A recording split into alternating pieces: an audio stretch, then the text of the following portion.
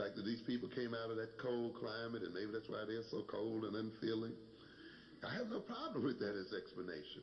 But what are we going to do? Thaw them out? Heat them up? I don't know.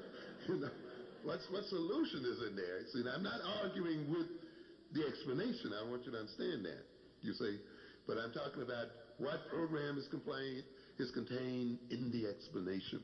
And so often before you get caught up in the discussions of racism and this thing and that thing, you want to look at the question itself and look at whether answering the question and developing the question has in it a possibility of a practical program as such. It's all right to talk about the white man protecting his genes. Perhaps he is.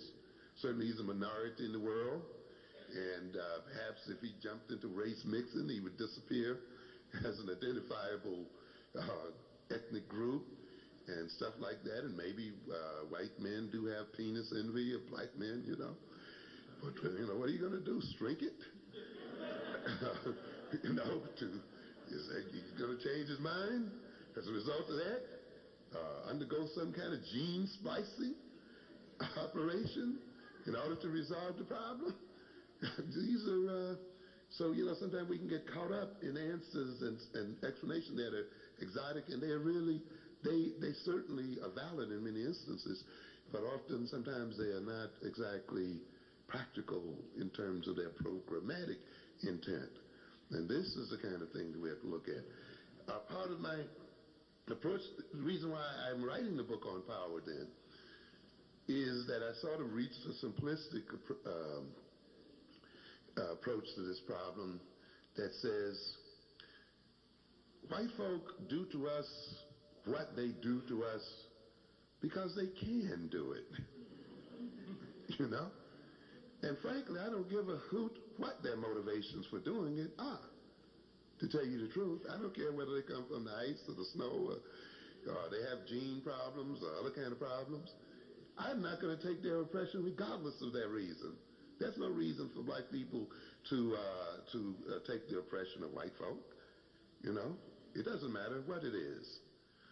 And so in the end, their capacity to oppress us, as far as I'm concerned, boils down to the fact that they have the power to do so.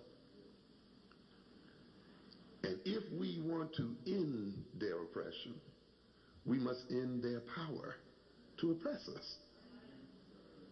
And so the goal becomes one of equaling their power, neutralizing their power, or overwhelming their power, you see, and blocking their capacity to oppress us regardless as to how they feel about us, you see, regardless of what their motives are. And that's why then I started focusing in on the issue of power. By what means can we gather enough power to block these people's ability to oppress us and do what they will with us? What kind of power do we have available to us as people? What kind of potential do we have available to us that we can bring this change about in the world?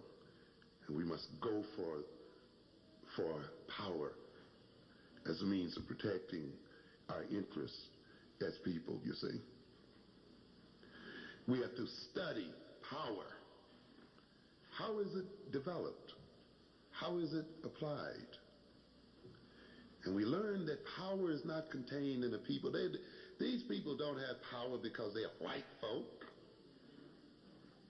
Power is not inherent in a race as a biological fact. You see, these people have not always had power. Their domination at this point really has been very brief. When you compare their history, you're talking about about a 500-year scope, not much more. Even though many of us who don't read history, you see, we fall for the idea that white folk have always run the world, and they always will. I mean, that's such a joke. White folk have not always run anything. These people just came up into their ascendance, starting in the 15th century, more or less. Yeah. So we're not talking about people who've always run something and always will. No, no. Power essentially is built around strategy and technique. How people align themselves with each other.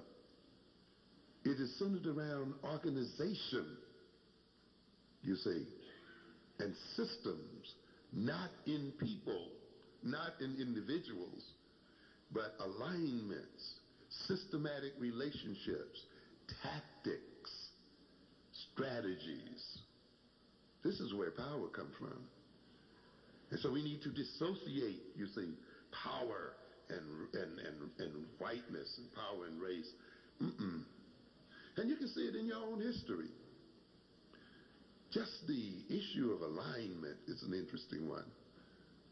The fact that in Montgomery, Alabama, all the folk decided that they would walk. That's a different alignment, isn't it? That was a different alignment of people from all sitting in the back of the bus.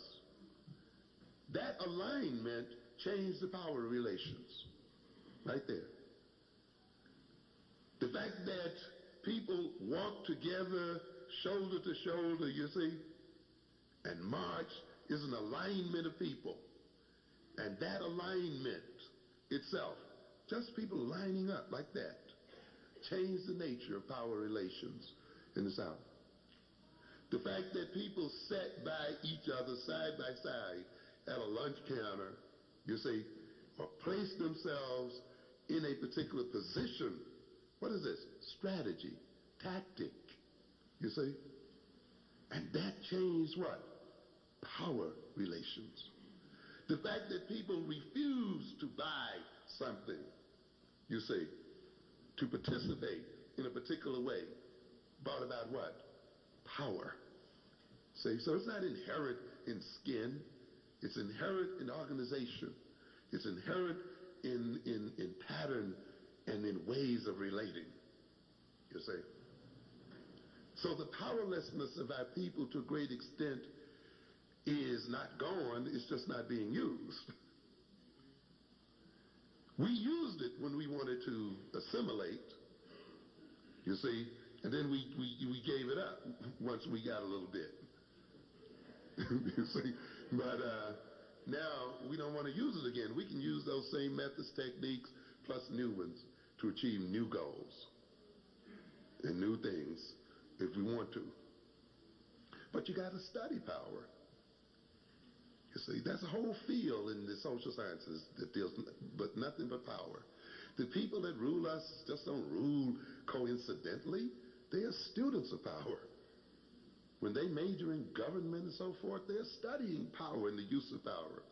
Machiavelli wrote about power and how does a prince rule and what's necessary for ruling people, you see. And you got to understand then, if you're going to change the power relations, then you've got to understand the tactics of power and use them to protect